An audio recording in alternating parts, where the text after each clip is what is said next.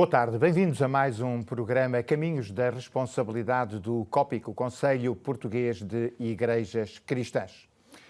Hoje vamos falar sobre os 50 anos de Abril e os 20 anos da Lei de Liberdade Religiosa. Vamos refletir um pouco sobre como o 25 de Abril influenciou o caminho para a liberdade religiosa e como a liberdade religiosa está a ser vivida hoje, em pleno ano de 2024. E para falarmos sobre esta temática, temos connosco em estúdio a pastora Miriam Lopes, da Igreja Presbiteriana, e o Dr. António Silva, da Igreja Lusitana, da Comunhão Anglicana. Começo por vos saudar e agradecer a vossa disponibilidade para falarmos sobre um tema que é um tema recorrente hoje digamos, nos meios de comunicação, porque, de facto, estamos a preparar a celebração dos 50 anos de Abril, 50 anos de liberdade. E associado a isso temos então os 20 anos da Lei da Liberdade Religiosa.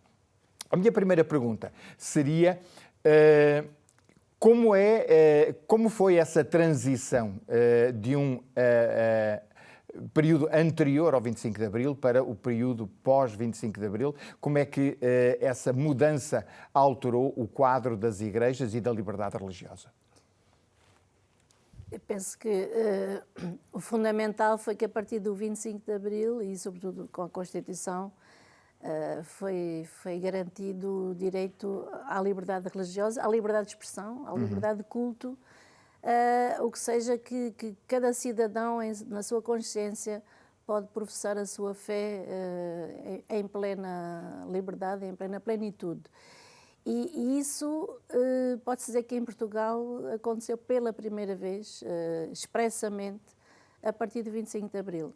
Portanto, em toda a nossa história houve sempre condicionalismos a minorias religiosas, naturalmente que maioritariamente Portugal é um país de tradição católica, tradição cristã, podemos dizer, maioritariamente.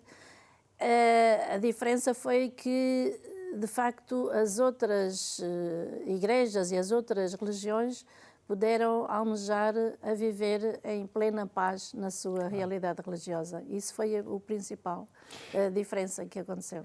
Há uma noção de que as igrejas, particularmente as igrejas do COPIC, durante o período da primeira monarquia, tiveram um período áureo de expansão.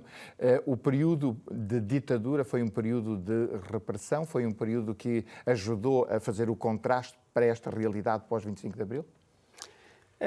A situação das igrejas do Conselho, e falando concretamente da Igreja Lusitana, nos anos imediatamente anteriores ao 25 de Abril, digamos a década de 60 e a princípios dos anos 70, já não era, certamente, um quadro de perseguição propriamente. Claro. Havia alguma discriminação e havia alguns constrangimentos que se colocavam, enfim, a toda a sociedade portuguesa. No entanto, eu diria que os efeitos do novo quadro democrático, do novo Portugal saído de Abril, digamos assim, se refletem a dois níveis. Por um lado, por uma maior abertura da sociedade no geral, não é? Portanto, isso também beneficiou as expressões minoritárias e, neste caso, de caráter religioso. Portanto, houve uma nova atitude perante estas confissões e depois, naturalmente, a evolução de um quadro legal totalmente novo que levaria, enfim, com bastante atraso, apesar de tudo, mas que levaria à Lei da Liberdade Religiosa de 2001 e outros aspectos, como, por exemplo, a presença regular nos órgãos de comunicação social, não é? De onde nascem esses programas, o ensino religioso, portanto, não católico romano, portanto, no sistema público. Portanto, mas há estas duas correntes, a abertura da sociedade, que aliás permitiu que se instalassem em Portugal, enfim, muitas outras confissões, enfim, portanto, que até aí não tinham voz, e um quadro legal que, se não nos favorece, pelo menos não nos discrimina, como acontecia naturalmente até ao 25 de Abril. Claro. O COPIC tem um papel importante no antes e depois, em termos daquilo que eu diria um diálogo proativo para a construção de uma liberdade religiosa mais consciente. Que história é essa do COPIC? Bom, as igrejas que vieram a compor o Conselho Português de Igrejas Cristãs, a Igreja Lusitana, Metodista, Presbiteriana, com presença em Portugal desde o século XIX, são igrejas que, de uma forma geral, na sua origem, no movimento missionário que elas representaram em Portugal e na Península Ibérica, vinham já de países onde essa liberdade religiosa já era um dado assente. E, como tal, elas também já vinham imbuídas da aspiração a ter a mesma liberdade religiosa em Portugal e confrontaram-se com os constrangimentos que havia tanto no tempo da monarquia como mesmo depois no tempo da República, que nunca era uma liberdade plena. Portanto, as três igrejas cooperaram sempre muito desde o seu surgimento em Portugal, e foram elas também no seu conjunto que se reforçaram mutuamente para poder enfrentar esses constrangimentos e poder fazer o seu ministério de evangelização, de literacia bíblica, de literacia pura com escolas diárias. E, portanto, o COPIC, quando foi criado, ele já trazia essa grande tradição, que eram igrejas que defendiam abertamente a liberdade religiosa em Portugal, num quadro em que eram realmente uma dimensão muito minoritária e em que eram vistas como corpos estranhos na sociedade portuguesa e, portanto, de uma forma geral até da opinião pública, tinham esses constrangimentos. Mas foi também o COPIC que promoveu diversos encontros a propósito da lei de 1971 de liberdade religiosa na Assembleia Nacional, para dar essa ênfase a uma liberdade religiosa na dimensão não apenas cristã, mas interreligiosa, que foi certamente muito importante para a abertura da consciência até dos protagonistas políticos. Tanto nessa altura, por exemplo, os deputados da ala liberal na Assembleia Nacional, como depois aqueles que, com o 25 de Abril, puderam pôr em prática esse sonho de um país em paz com a religião de cada um e com a consciência de cada um, não é? Então, esse diálogo para a construção de uma realidade nova, mais permissiva, digamos, à liberdade religiosa, era acompanhada também de uma luta, de alguma forma, naquele processo de transição contra a ditadura, e o COPIC esteve bastante envolvido nisso também em determinados encontros.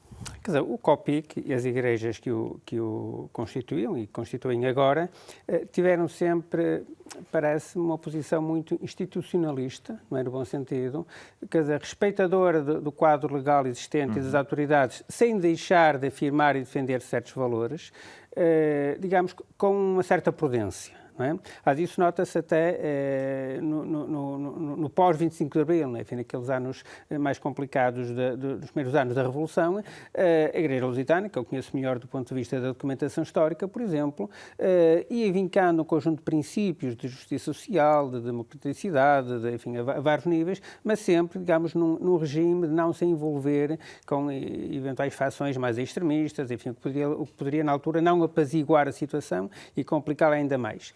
Na última década, digamos assim, do Estado Novo, naturalmente que estas igrejas foram mantendo contactos, enfim, discretos, digamos assim, com os setores mais progressistas da sociedade e, naturalmente, com os setores mais progressistas da Igreja Católica. Exatamente. Graças também ao carisma e à qualidade individual de certos líderes, quer do lado das igrejas de COPIC, quer do lado, naturalmente, da Igreja Católica, mas foram sendo feitos contactos, eu diria, de facto, num registro discreto, mas que tentavam contribuir para consciencializar as comunidades, enfim, de valores, desde as coisas mais básicas, como os direitos humanos ou os direitos das crianças, enfim, que nessa altura em Portugal eram ainda muito desprezados. Eu lembro que os encontros, há célebres encontros no chamado Centro Ecuménico de Reconciliação, que hoje já não existe na Figueira da Foz, mas onde tiveram lugar bastantes debates e diálogos nesse sentido. A propósito, sobretudo, dessa proposta de lei de 1971, de liberdade religiosa, e em que foram setores da sociedade civil, digamos, de alguns com envolvimento político e social, como a doutora Manuela Silva, o Dr. Sá Carneiro, Miller Guerra, que tiveram a possibilidade de se encontrar, de se ouvir, de dialogar e de aspirar a ter um quadro mais moderno, porque Portugal tinha ficado de alguma forma congelado no tempo, na vivência no quadro europeu e do mundo ocidental, inclusivamente, e havia que aspirar a termos um país aberto e tolerante, no sentido positivo da palavra tolerante. Claro. A verdade é que o 25 de Abril faz 50 anos, o Abril faz 50 anos, a liberdade religiosa não faz, a lei da liberdade religiosa não faz 50 anos, faz bem menos. O que é que significa isso? Significa que uma lei como a lei da liberdade religiosa não pode cair do céu assim, de uma forma espontânea.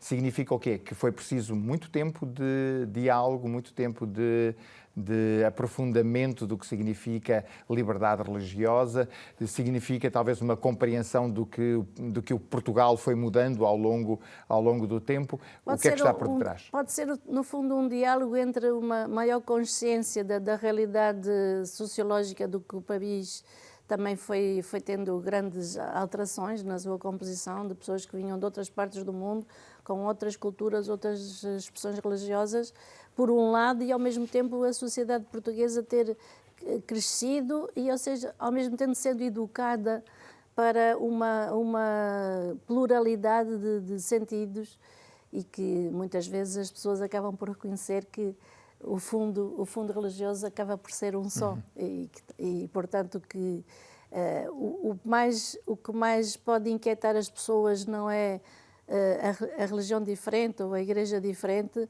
mas que os valores éticos sejam constitutivos da aspiração à plenitude humana. E isso acaba também por tranquilizar as pessoas, que os que são diferentes não vêm pôr em causa a minha realidade.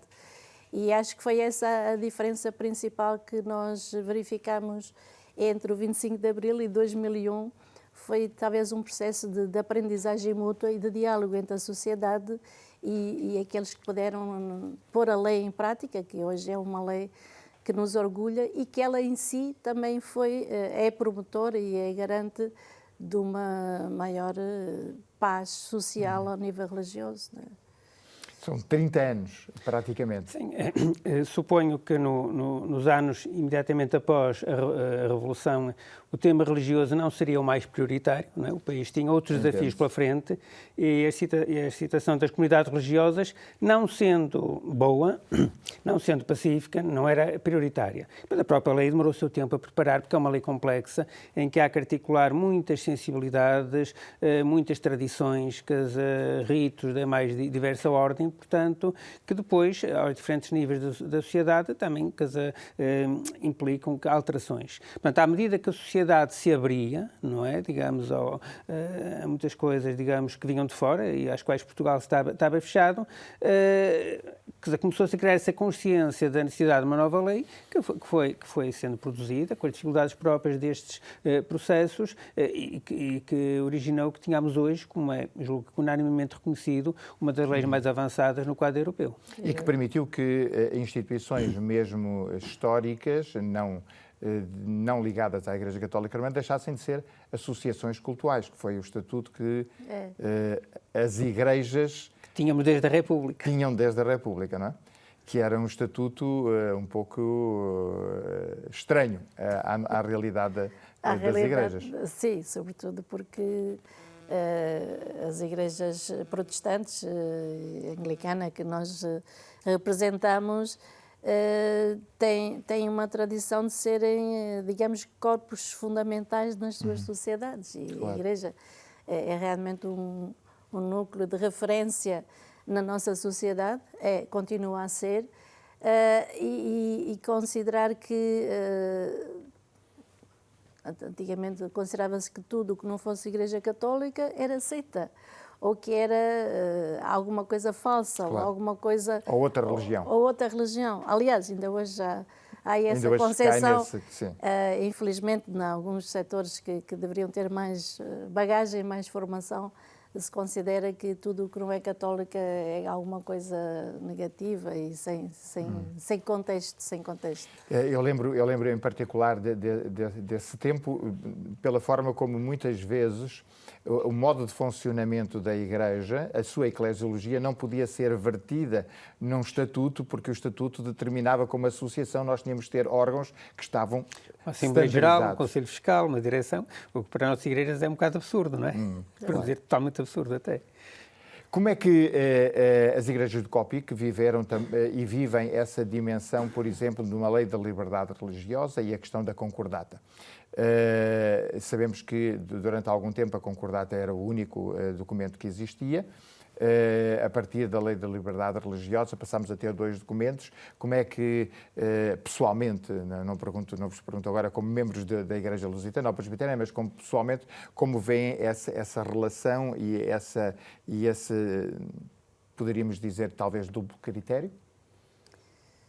Hoje é possível o Estado português celebrar concordatas com outras confissões e já tem acontecido, de facto. Contudo, cria sempre uma percepção básica de que há cidadãos de primeira ou cidadãos de segunda, e se pode criar essa convicção de que mas a realidade é essa. Mas a verdade é que a lei da liberdade religiosa consagra a possibilidade de haver concordatas. Concordatas com outras religiões, e existe exatamente, por exemplo, com o caso dos ismaílis, que têm uma concordata com o Estado português. Portanto, é possível, na prática, isso acontecer também com outras confissões, com outras religiões em Portugal. Não exclui. Não exclui, o que em si também é, digamos, um progresso. Claro, claro. Quando olhamos para a lei da liberdade religiosa, o que é que podemos tirar de mais visível em termos de alteração de quadro daquilo que era a realidade anterior para hoje? O que é que a lei da liberdade religiosa trouxe de essencial às igrejas? Talvez alguns aspectos de maior justiça no campo, por exemplo, fiscal. Também o facto de, hoje em dia, por exemplo, outras confissões poderem celebrar casamentos, poderem ter capelães, portanto, consagra isso, e também a Comissão da Liberdade Religiosa, que pode, de alguma forma, gerir dificuldades, conflitos, deficiências que, na prática, se verificam face à lei que já foi criada há tantos anos e que, em alguns aspectos, ainda custa a entrar na formação, na educação de profissionais de várias áreas do país e que ainda tem algum caminho para se andar, não é? Eu julgo que, desde logo, uma das grandes vantagens é da clarificação legal, não é? Portanto, acabou-se com esse sistema ambíguo de associação, não é? Que de facto não se refletia minimamente na nossa estrutura e permite, quer dizer, marcar a presença de um conjunto de comunidades religiosas radicadas, quer dizer, enfim, com algumas garantias mínimas, digamos, para o cidadão comum, que de enraizamento, digamos, de seriedade, dizia mesmo, não é? Portanto, há alguns requisitos que a lei, a meu ver, muito bem impõe. Portanto, há essa clarificação que é a primeira vantagem. Como dizia a pastora Miriam, de facto, há vantagens práticas, como é, por exemplo, o reconhecimento do matrimónio, não é, do casamento, e tanto quanto vou ouvindo algumas dificuldades pontuais, por exemplo, na assistência pastoral nos hospitais ou nas prisões, mas que são questões essencialmente locais, não é? E da orgânica dos próprios sistemas, digamos, para permitir o acesso a determinadas horas, em determinadas condições, a membros, digamos, a clérigos ou a membros dessas das mais diversas confissões. Mas aparentemente essas situações vão se resolvendo, o que não quer dizer que não haja trabalho ainda aí a fazer, até talvez na própria regulamentação da lei, não é? Portanto, onde ainda se pode avançar muito mais, parece. Essa era a pergunta que talvez é importante para finalizarmos este nosso diálogo, que é, a lei existe, obviamente, ela existe para ser aplicada. ela pode ser regulamentada, mas ela, muitas vezes, a sua aplicação também tem muito a ver com a forma como nós a assumimos e a tornamos visível nas nossas instituições. E isso é uma realidade com a qual estamos satisfeitos ou ainda há muita coisa para fazer? Há muita coisa para fazer e penso que passa essencialmente por formação e consciência. Responsáveis no atendimento, no caso dos hospitais. Eu lembro, por exemplo, um Hospital de São João ou um Hospital de Coimbra, os hospitais universitários de Coimbra, onde há uma capelania diversa, com a participação de diferentes confissões e onde funciona muito bem, mas essa não é uma realidade no país todo. Em Lisboa também existe, por exemplo, no Hospital de Santa Maria, mas isso não quer dizer que generalmente que isso seja facilitado. Talvez se houvesse um cartão único que os ministros do culto pudessem mostrar e que fosse reconhecido universalmente no país, tanto no sistema público como no sistema privado, seria uma forma de todas as religiões poderem realmente ter o acesso, porque cada cidadão tem direito à assistência espiritual. É um direito de consciência que não pode ser cortado de forma nenhuma.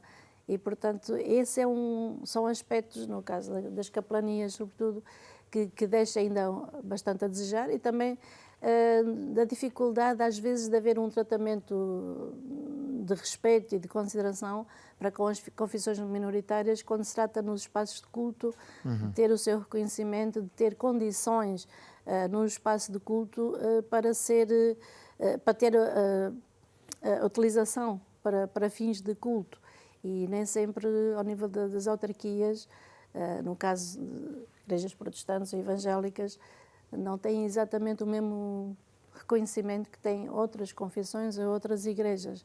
E aí existe alguns caminhos realmente para fazer. Ou seja, o caminho do diálogo ainda é necessário continuar a construir lentamente. Um aspecto final interessante, até porque nos últimos tempos, e certamente tomaram consciência disso, houve comunicados do COPIC em relação ao período eleitoral, houve comunicados da Aliança Evangélica e houve um ou outro artigo jornalístico onde nós vamos percebendo que, a par deste desenvolvimento religioso, não há uma preparação, muitas vezes, da comunicação para absorver aquilo que é a transformação radical da nossa sociedade. Há coisas ainda a fazer nessa área? A diversidade religiosa, que é muito grande, legitimamente, ainda é dificilmente compreendida por muitos órgãos de comunicação, não é? Por isso, como a professora dizia, muitos jornalistas que metem no mesmo saco de protestantes ou de evangélicos, tudo que não é católico romano, enfim, distinguindo, obviamente, para outras grandes religiões. Essa é uma dificuldade. Mas também, ainda na sequência do ponto anterior, temos já mais de 2 décadas de experiência da Lei da Liberdade Religiosa, portanto, já há experiência acumulada que permite dar certos passos em frente. As próprias igrejas, enfim, como é o caso das nossas, quer dizer, que são igrejas relativamente pequenas, quer dizer, com poucos meios, nem sempre conseguem também acompanhar certos desenvolvimentos. Portanto, não vale a pena reivindicar direitos para os quais depois não temos capacidade de dar resposta. E também diria, para concluir, que em certos aspectos a lei de liberdade religiosa ainda está à frente da nossa sociedade. Ainda há nichos de discriminação, nichos de incompreensão, mas isso tem que ver com a formação das comunidades, quer dizer, e com a cultura, quer dizer, neste caso religiosa, que tem que se difundir. Claro. Muito obrigado pelo tempo que nos concederam. É apenas um aflorar de alguns pensamentos sobre esta realidade que é importante, e nós continuaremos certamente a debruçar-nos sobre esta dimensão da liberdade religiosa. Muito obrigado pela vossa presença. É fundamental. O nosso programa chega ao fim e a nossa certeza é de que em breve estaremos convosco e até lá os nossos votos são os de sempre. Fiquem bem, fiquem com Deus.